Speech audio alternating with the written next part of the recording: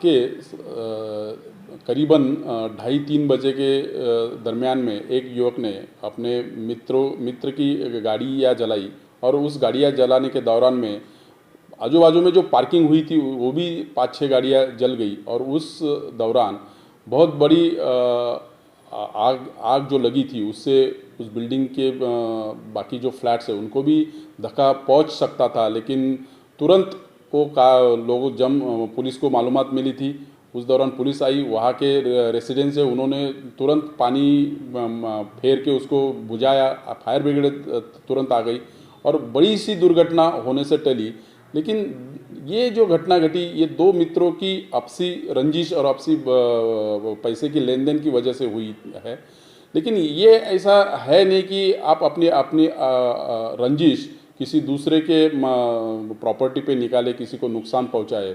ऐसी विकृतियों को पहले से ही रोक देना चाहिए। बेसिकली अगर ऐसा कुछ होता है तो किसी की मदद ले, समझाए, आपस में बैठ के मामला सुलझाए। ये ऐसा हो सकता था, लेकिन इस मामले में इस आरोपी युवक ने ऐसा कुछ भी इख्तियार ना करते हुए अपने बलबूते पे किसी को दूसरे को नुकसान पहुंचाने के इसमें और तीसरे को नुकसान पहुंचा दिया। इस सोसाइटी के सीसीटीवी में ये सारा मामला कैद हो चुका है।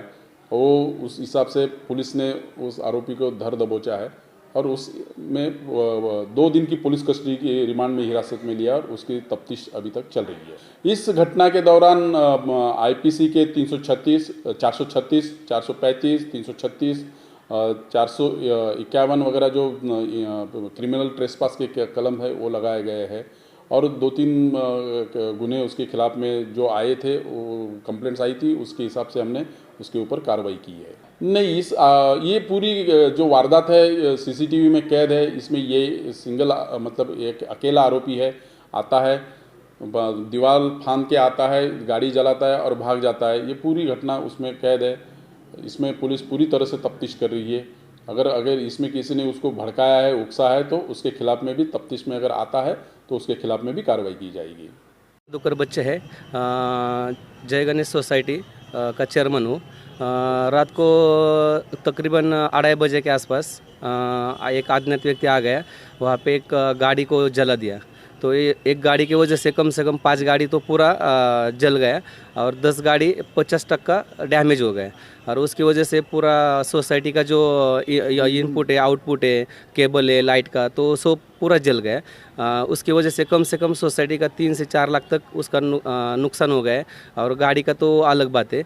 इतना सब नुकसान हो गया। इसमें कोई भी किसी का भी उसमें मतलब गुनाह नहीं था, लेकिन उनको इसका तकलीफ भुगतना पड़ रहा है और उसकी वजह से जीवित हानि होने वाला था, लेकिन सोसाइटी के जो मेंबर है वो टाइम पे आ गए। इसके लिए वो खुद सब लोग ने आके वो आग बुझाई सब और उसकी वजह से जो आगे का जीवित हानि होने वाला था वो कम हो गया। नहीं तो यहाँ पे जीवित हानि होने का ज़्यादा चांस था, तो वो कम हो गया। हाँ, सीसीटीवी की वजह से वो 5 मिनट के अंदर मालूम पड़ा आरोपी कौन है।